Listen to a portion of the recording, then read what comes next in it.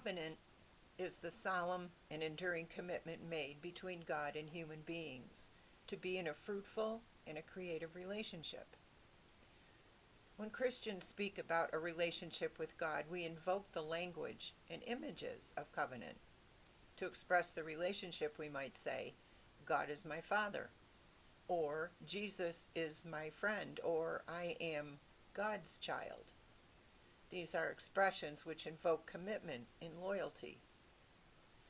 This emphasis on covenant in the Bible is one way to get the big picture. It helps us make sense of a long, ancient book that seems sometimes very strange and overwhelming.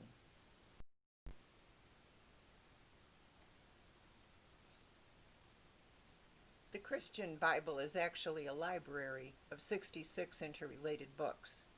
Think of the Bible as a quilt with 66 squares. Covenant is a dominant pattern that runs through this quilt.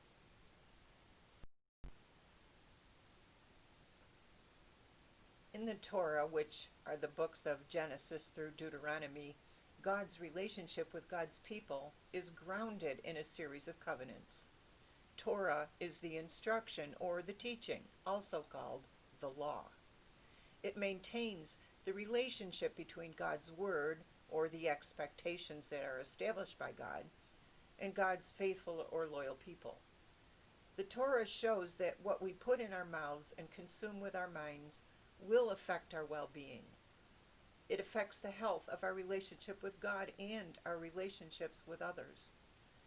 So covenant in the Bible is based on the relationships formed by the first human families. Our best and sometimes most painful experiences in life come from learning how to love each other in a family. Sometimes covenant is also understood in contractual and legal terms. We use the word covenant when describing how a group of neighbors might agree to get along with each other for mutual benefit.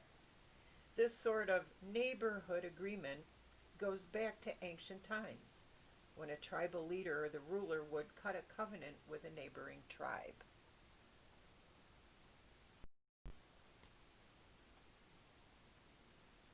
Covenant really is the dominant theme of the core stories, or about the leading personalities in the Bible, including the 5 major covenants that are based in promises and fulfilled through Noah, Abraham, Moses, David, and Jesus. A story really is a great way to show us, rather than simply tell us, what faithful love looks like. The books of Esther and Ruth, for example, are models of faithful covenant love. The history writings from Deuteronomy through 2 Kings are also based in covenants that show how the well-being of God's people is determined by their loyalty to God and their commitment to this relationship. Many of the prophets, but especially the prophets Hosea and Jeremiah, are schooled by covenant theology as they confront leaders who have responsibilities towards God and their communities. A breached covenant is how the prophets eventually explain the exile and the near extermination or scattering of Israelites by Babylon and Assyria. Jeremiah in the Book of Covenant, which is Jeremiah chapters 30 through 33, yearns for a new covenant that is cut into our hearts. We look back at that expectation and yearning for a covenant inscribed on our hearts. And as we as Christians realize that this new life is possible through Jesus, the one who reconciles us to God through his faithfulness on the cross. In the Gospels, God's kingdom is a vision of a better future for the new community of Christ followers. When the early Christians were born again and referred to each other as sister or brother, they established their kinship through a family. Covenant life was the context for the letters to the Christian communities, for example, at Corinth or Ephesus, as they grappled with the ethical implications of living in relationship. This kind of covenant community is apparent when referring to Jesus as the head and the church as the body. This is also why Paul often refers to himself as the father of his parishioners. When we think of the most intimate relationships known to human beings, mother, father, sister, brother, lover, child, partner, spouse, and friend, each of these identities was and is used by Christians to describe the covenant relationships between the people, their Lord, and their community.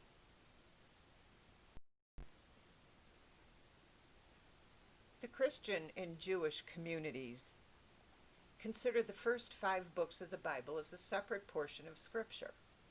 Christians call these books the Pentateuch, or 5 books. The books tell stories about the earliest events in God's relationship with God's people.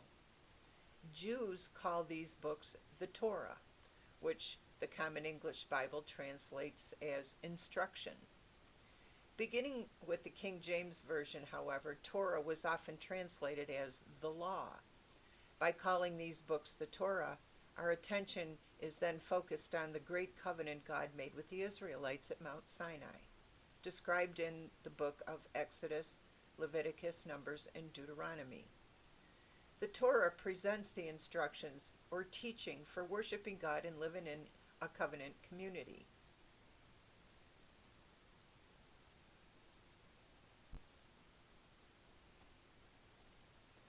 The aim of the Torah is to answer the question, who are we? And the answer is vast, and it's also all-encompassing. Torah explains not only the unique character of the people of Israel and of God's relationship to the people, but also their role in the larger world. To do this, the Torah explains the nature of humanity in all of its cultural diversity. The Torah also explains God's relationship to Israel, and even more broadly, God's relationship to the created world in which Israel lived. The Torah authors do all of this by telling the story of their own past, of how God brought nature, humanity, and Israel itself into being at the very beginning of time. The Torah story is structured around crucial community-shaping events. It begins with the creation of the natural world and the human role within it, followed by the first stage of history, in which the human community fell into violence and perished in the Great Flood. In the new era of history following the flood, 3 great covenants redefine the human community and the role of the people of Israel within it.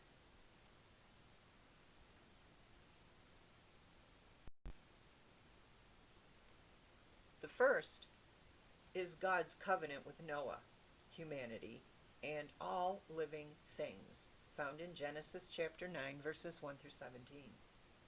The second is God's covenant with Abraham and with his descendants, by which God selects a particular line of humanity for a particular role within it.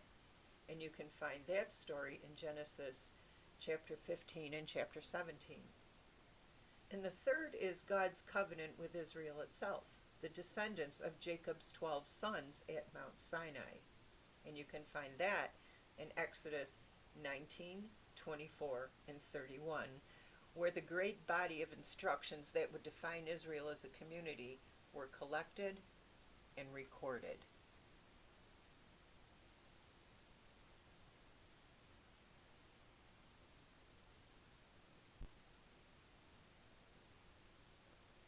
The Torah, like many books in the Old Testament, and like the Old Testament really as a whole, is the product of multiple voices from ancient Israel.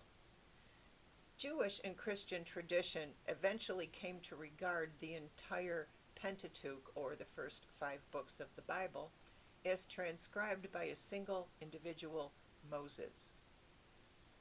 But biblical scholars in recent centuries have noticed evidence of multiple authors, double accounts of the same event, contrasting styles, and contrasting theological perspectives and knowledge of events later than Moses' time.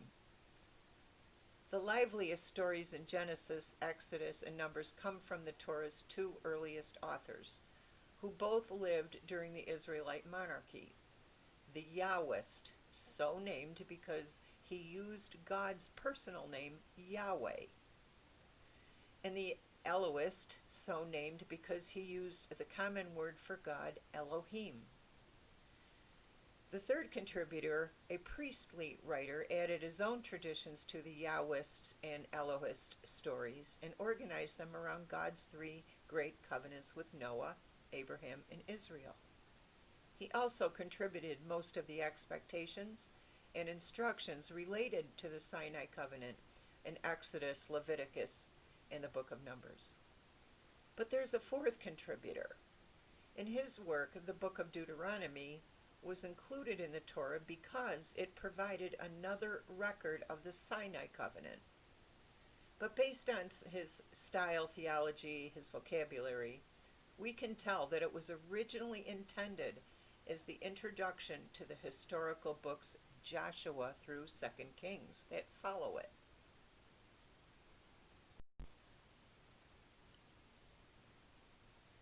The book of Genesis tells the first two parts of the larger Torah story. First, how the world came into being, and what role Israel's ancestors were given within it. And second, how Israel itself emerged as a distinct community within the human race. The first part of the story is described especially in the creation narrative at the beginning of Genesis, and that would be Genesis chapters 1 through 3. The authors of Genesis describe who they are in relation to the natural world, which they inhabit. In these creation stories, they show themselves not merely as members of the Israelite community, or even of the human community, but also as members of the larger community of life in the entire creation, within which they're given clear roles and responsibility. These roles and responsibilities reflect Israel's own understanding of its connection with nature and its place in the particular landscape and environment that it inhabited. In the second part of this Torah story in Genesis, when the new world is recreated after the flood, the authors of Genesis explain who they are in relation to the larger world of human cultures that they inhabit. To do this, they employ a complex web of genealogies with family stories to accompany them. These genealogies provide a comprehensive cultural map that documents how all the peoples descended from the single family of Noah. In these genealogies and family stories, the main characters stand not only for themselves, but for the people who descended from them and who made up the nations with which the authors of Genesis were familiar. Jacob and Esau represent the brothers in a family, but also the nations of Israel and Edom that descended from them.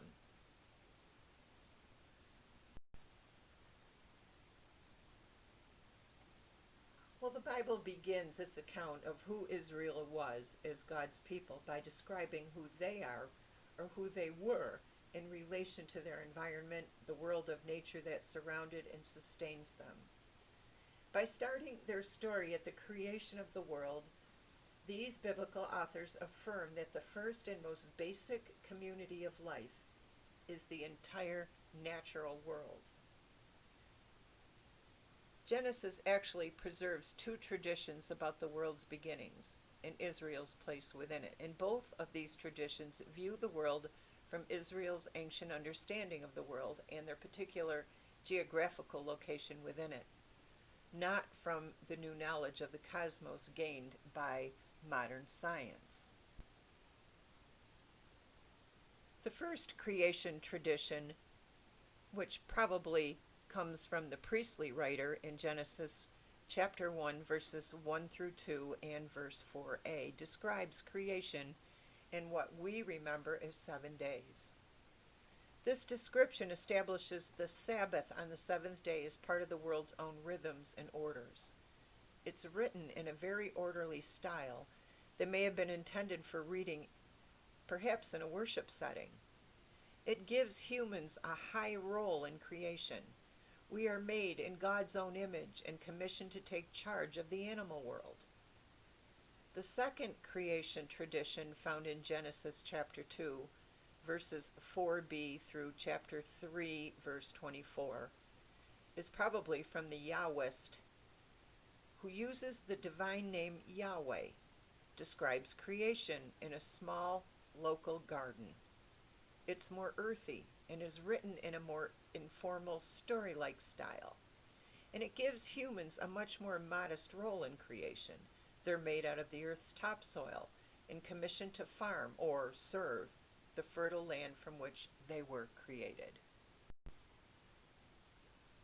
Biblical writers shared the common ancient idea that a great flood brought an end to the first age of human history and introduced the new age of history in which they themselves lived.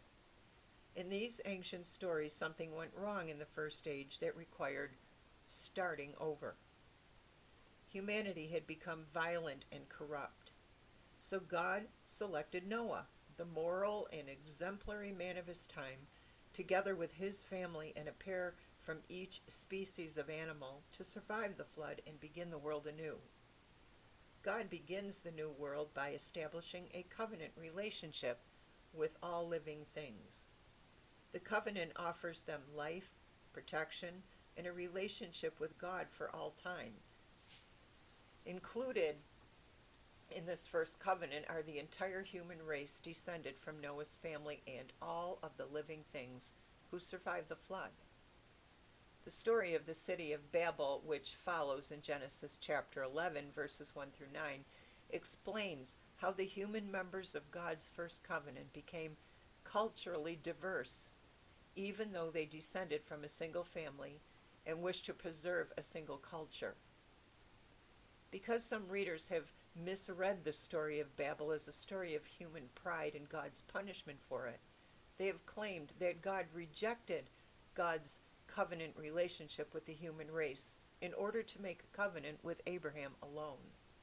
This biblical story, however, tells us that God's covenant with Abraham was a particular covenant with God's larger covenant with the human race as a whole.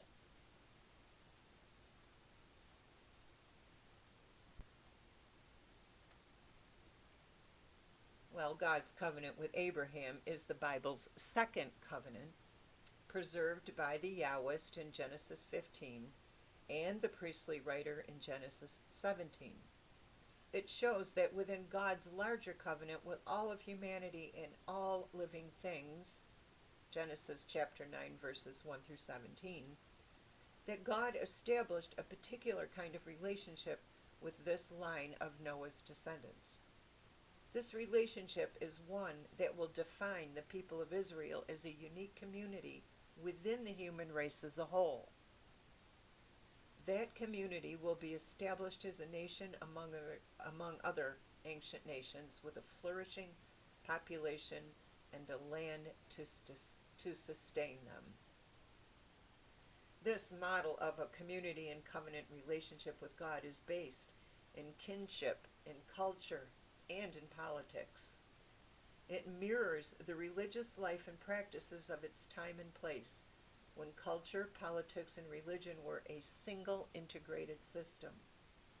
It contains a number of powerful ideas that sustain the lives of these people: the confidence in an enduring relationship with God, the belief that their lives and identities played an important part in God's world, a strong national and communal solidarity, and a close relationship to the land.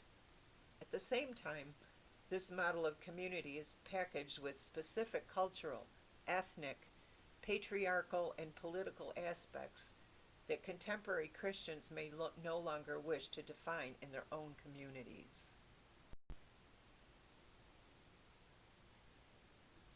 While Abraham is Israel's most typical ancestor, to whom the promises of nationhood were first made, Jacob, his grandson, is the ancestor who received the nation's name Israel, and whose 12 sons became ancestors of the 12 tribes that made up the nation. These stories about Jacob explain how he, rather than his older brother Esau, became Isaac's primary heir. And they reveal traits of biblical characters and their families that puzzle and trouble modern readers. Jacob, Israel's namesake, and his mother, Rebekah, had to deceive Isaac and Esau in order to acquire the blessing that God gave to Jacob. Community in ancient Israel, as in the stories of its ancestors, is grounded in family structures. These structures privilege the oldest male member of the family, the patriarch, and his oldest son, the family's legal heir. These same structures exclude women and secondary sons from the status and agency to participate in family decisions and to carry on the family's legacy. Rebekah and Jacob find ways to subvert traditional structures in order to claim their voices and their places in the family. Against convention and cultural expectations, God sides in each generation in the book of Genesis with those excluded from power and privilege within these kinship systems. The story of Rebekah and Jacob is one example of this, and you can find it in the book of Genesis, chapter 25, verses 21 through 23, and chapter 28, verses 13 through 15. Now, the stories about Jacob's sons that conclude Genesis are some of the most colorful and emotional that we can find in the book. A key theme in them, as in every family story in Genesis, is sibling rivalry. As the first and most basic conflict in life, sibling rivalry in Genesis represents the conflicts that arise not just in the family, but also within the larger community of Israel, and even between Israel and its neighboring nations. The conflicts between Jacob's sons also represent conflicts between later tribes made up of their descendants, just as the conflict between Jacob and Esau also represents, in a larger scope, the conflict between their descendants, the Israelites and the Edomites. In every family in Genesis but one, this deep and primal conflict that threatened to tear apart the fabric of the community was resolved through generosity and a great capacity for understanding. The one exception is the family who lived in the troubled age before the flood, when Cain killed his brother Abel, in Genesis 4, verses 1 through 16. In all of the other family dramas, bloodshed was averted. In the stories of Jacob and Esau, and of Joseph and his brothers, the wronged brother, with good reason and enough power to take revenge, instead forgave and restored the relationship that was broken. The other key theme in these concluding stories in Genesis is God's protection of Jacob's family from death and from famine. This protection extends beyond Jacob's family, however, to include all of Egypt and all of the known world that came to buy grain. And before Egypt became a furnace of oppression in Exodus through Numbers, it was a refuge from hunger that shared its bounty with the world.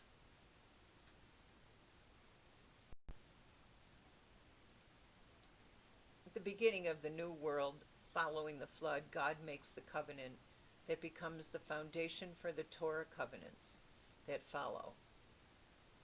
The covenants with Abraham and with the people of Israel at Mount Sinai. Well, you can read about the covenant with Abraham at Mount Sinai in Genesis chapter 9, verses 7 through 17. And I've posed some questions here just for you to think about before we move on to part 2 of our study, which gets into Exodus, Leviticus, and Numbers, and all your favorite books to think about. But we're actually going to be talking about freedom and instruction and the privileges and responsibilities that come with covenant. So I hope to see you in part 2, and thank you for joining me.